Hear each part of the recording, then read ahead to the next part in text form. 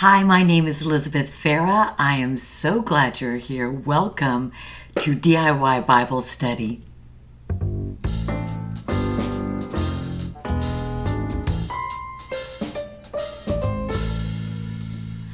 Today we're going to look at a question: who wrote most of the New Testament?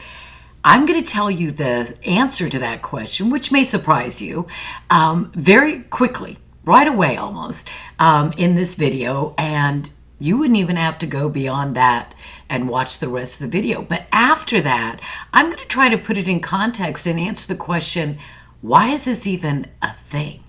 So let's go to my PowerPoint.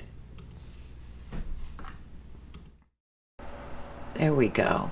The first thing I want to say is we need to either verify or avoid what I call Christian cliches or soundbite theology, of which we see much of that in the Christian church today and behind the pulpit. The problem is that what we assume to be true, because we've heard it so much, is often just plain not true.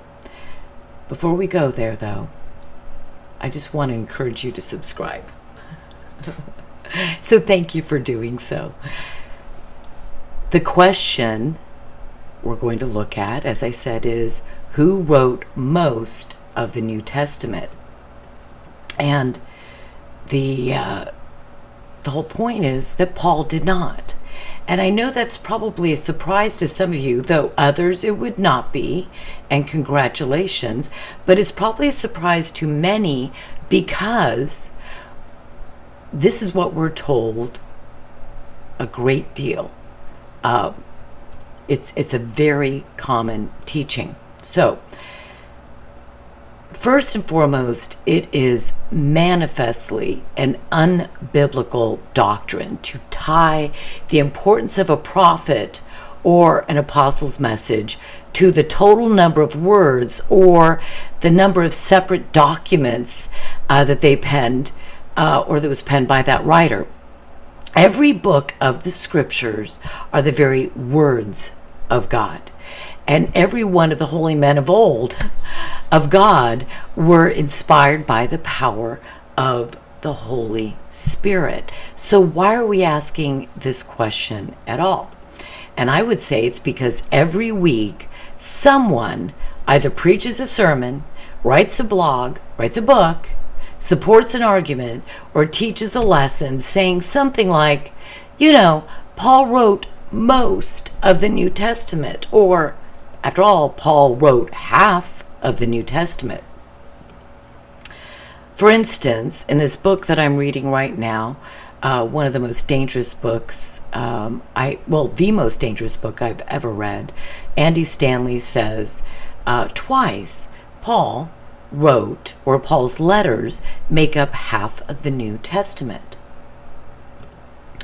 But this is demonstrably untrue. Now, Stanley is not the only man to do this, man or woman to do this. This is very, very common. I just picked on him because I happened to be reading the book and seeing this once more stated in black and white in a book, a bestseller nonetheless. The top two writers of the Gospels and Epistles by word count are Luke with 27.9%, 28% if you're rounding, and then Paul at 24.2 or 24% if you're rounding, and all the others take up 48% of the New Testament. So Luke wrote more of the New Testament than any other writer, but I have never once heard that point made or that fact uttered out of the pulpit, read it in a book. Never. It's a simple matter of basic math, and surely our pastors can do math. So have any of them ever done the math to prove for themselves that their statement, which they put in a book, is true? So here are the numbers. Luke, nearly 50,000 words. Paul, 44,000, or 43,000 actually if you're rounding. And John, 34,000 if you're rounding. So the top three writers of the Gospels and epistles are Luke, then Paul, then John, by word count. So when we hear that Paul wrote 50% or half of the New Testament, we have to say here 24% does not equal 50%. It's that simple. But what is the point? You're asking, Elizabeth, what are you, straining at gnats, making much ado about nothing? Well, I agree with you. One has to ask, what is the point of the repeated attestation that Paul wrote half of the New Testament? And since we know now that Luke wrote more than Paul, is he more important than Paul? Are his writings more important than Paul? And since Paul wrote more than John, are Paul's writings more important than John? Because that is the implication. If so many men, thousands of men, have uttered the statement that Paul wrote most of the New Testament or half of the New Testament, that would be the implication that this is something that elevates Paul above the others. We have to give special gravitas to his words because, after all, he wrote half of the New Testament. One man. But discerning Christians should know better. It's ridiculous. But then why do so many pastors repeat this patently false statement? So why would anyone even care enough to make this a thing?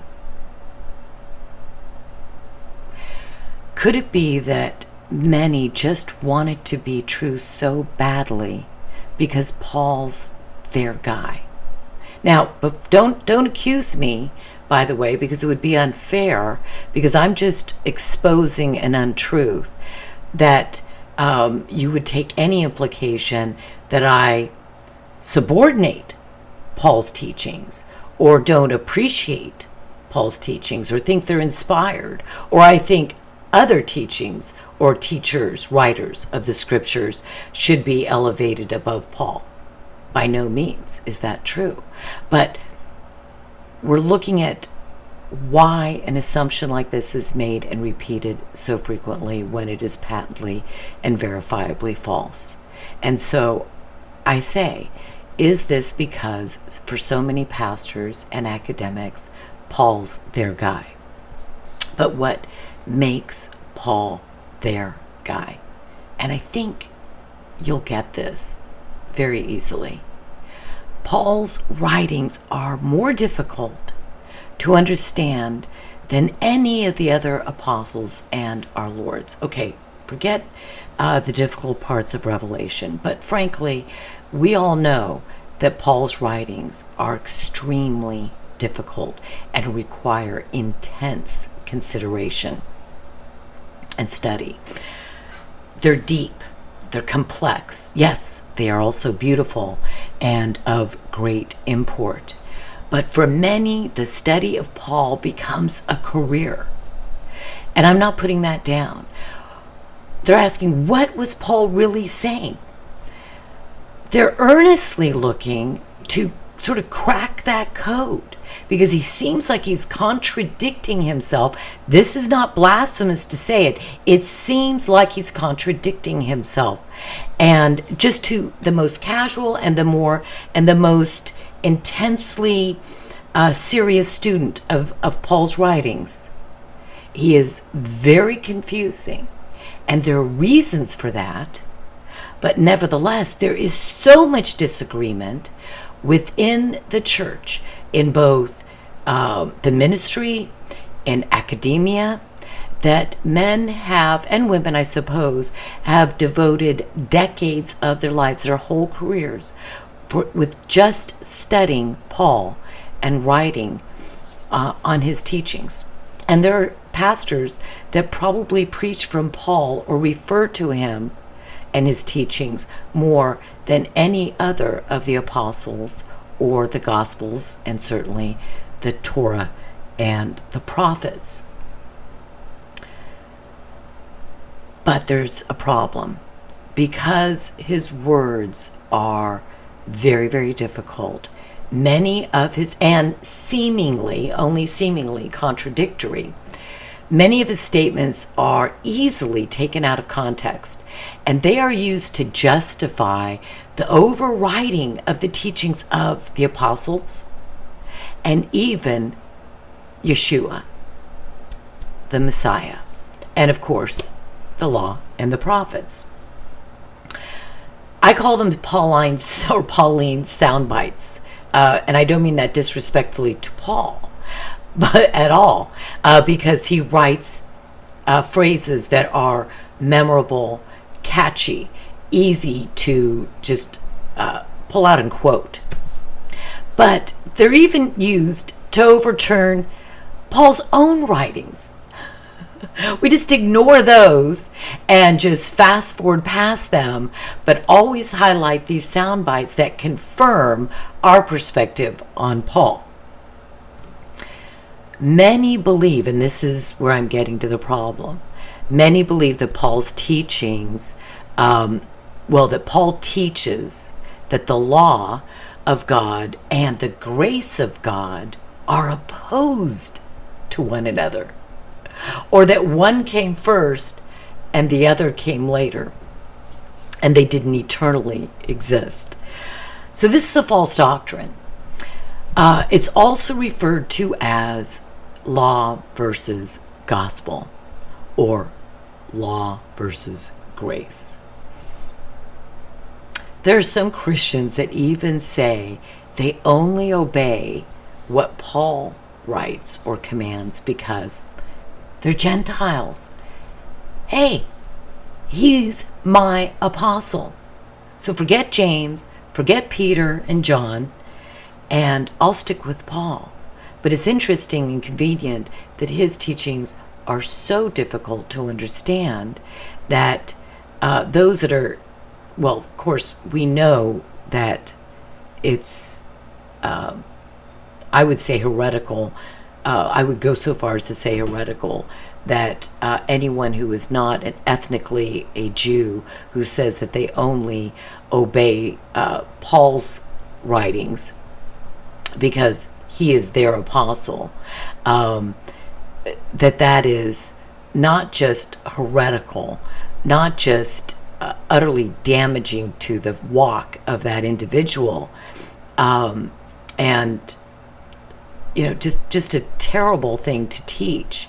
But what it does is it takes the simpler, more straightforward epistles, such as 1 John, James, Peter's, etc., and sets them aside very conveniently, and then you're left with the PhD level writing, Paul's.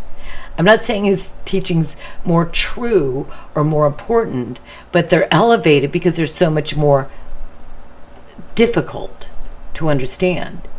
And grab a hold of those, and it just becomes cafeteria Christianity. I'll just pick this that Paul says, and I'll just kind of conveniently ignore this seemingly contradictory statement. So what would Paul think about this? Have you ever thought about this question? What must Paul think about his status being elevated above his fellow apostles? Which, that's just fundamentally true. I'm not saying that you're doing it. I'm not saying necessarily that your pastor's doing it. But I'm saying that if you watch sermons, read books, read blogs on theology, that Paul is the man, and everybody else comes second. What would Paul think? He would not allow his writings to be elevated above those of his brethren, James, Peter, John. He would be horrified to know that he is elevated above not only his brethren, but they are regularly subordinated in importance and relevance by modern teachers. Additionally, Paul would not agree that his theology essentially trumps what his Savior taught. And this is regularly done. If not explicitly stated, such as Paul's theology trumps Jesus, his doctrine, his gospel trumps those of the Savior's, what they do is say that everything, many, believe it or not, say that everything before the cross, including the Sermon on the Mount and everything that Jesus taught, essentially was for before the cross, and Paul is post-cross. Incoherent, but that is what's taught. So I believe he would be horrified, and I think he would consider it idolatrous. Theology, systematic theology, denominational theology, etc., can become idolatrous, and I think that he would say this is the very image of idolatry. So I guess we should ask the question, well, I guess it's evident, does Paul teach anything that contradicts James, John, and Peter, and even Jesus, Yeshua, the Messiah? No, it doesn't. And so when you see Paul contradicting in your mind 95% plus of the rest of the scriptures, then you need to rethink what you think Paul is thinking and teaching. Does it contradict the Torah and the prophets? No. He confirms the Torah and the prophets. So those are all no, the answers to those questions. This is what I think he would remind us of. And we all know this. He says, "For I am the least of the apostles, that am not meet to be called an apostle, because I persecuted the church of God." Well, he's forgiven. He was given grace abundantly. We all think Paul's writings are extraordinary, but nevertheless, he humbly placed himself as least of the apostles, born out of time, because he persecuted the church. And I think that we should honor his humility there. He also says in Ephesians, "Unto me, who am less than the least of all saints, is this grace given, that I should preach among the Gentiles the unsearchable riches of Messiah." So let's honor that. Bottom line, Paul does not need to be supported with false declarations that he has written half of the New Testament. And if you need to support your interpretation of Paul's teachings by wrongly elevating Paul, look at your teaching, look at your interpretation, but also remember that that's deceit. So let's just sum it up here. How to study the Bible? Well, there's a principle that we all know. Prove all things that men teach you. But I'm using something that many of you may have believed was true in order to show you that we're all susceptible to this.